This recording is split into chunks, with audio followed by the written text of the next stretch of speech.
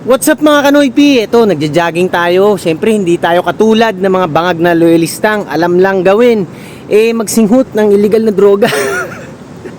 At bukod sa walang mga pangit na pagmumukha dito, mga mukhang paa, dito sa Korea, ha? Tinutukoy ko mga mukhang paa, mga loyalista na yan, mga bayarang mga vlogger, no? Talagang supalpal si Luistro. Pag-usapan natin to, ha? Ang first day ng impeachment trial ni VP Sara Duterte. Supalpal si Luistro dahil nga nung una pinagpipilitan niya na i-arraign na si VP Sara.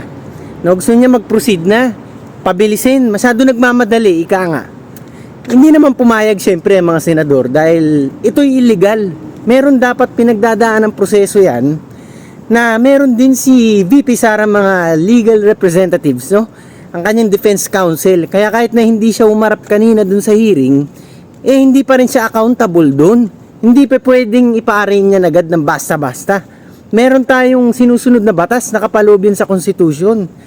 At hindi porket hindi siya umarap, masama na yun dahil legal right niya yan. It's her constitutional right na hayaan niya ang kanyang defense counsel na si Miss Sheila Sison ang humarap at magsalita para sa kanya.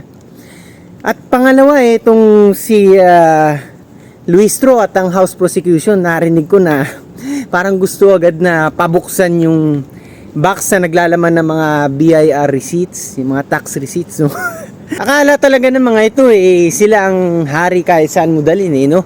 Hindi ba sila nahiya na sila ang mga lawmaker tapos parang sila pa ang nangunguna na sumuway sa batas, parang ganun ang nakikita ko. Hindi basta-bastang ganyan na binubuksan ang mga ebidensya. At yan, napahiya tuloy sila. Tapos ito pang si Chis Escudero, ayan, bumanat. Nilinaw nga niya na ang threshold para ma-impeach si VP Sara ay kailangan 2/3 ng Senate, which is 16 votes ang kailangan. So talagang nabasag na ang kanilang pangarap na yan nga, makonvict agad si VP Sara at ma-impeach dahil kailangan nga malinaw na malinaw yan sa saligang batas, 16 ang kailangan.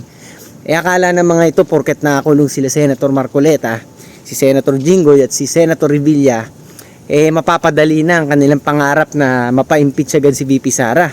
Kita nyo, pahiya sila ngayon, di ba?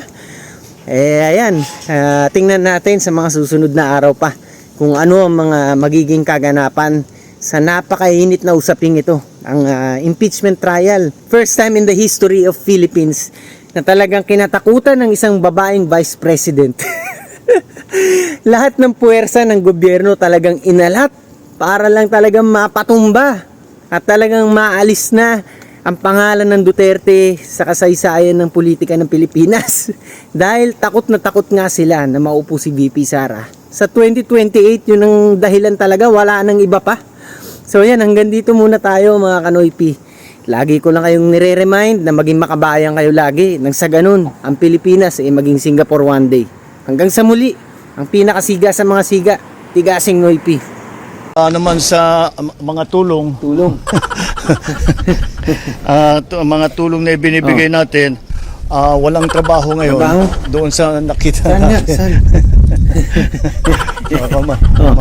Maano? Masama tayo sa... Ba't kami masasama dyan? Ikaw lang.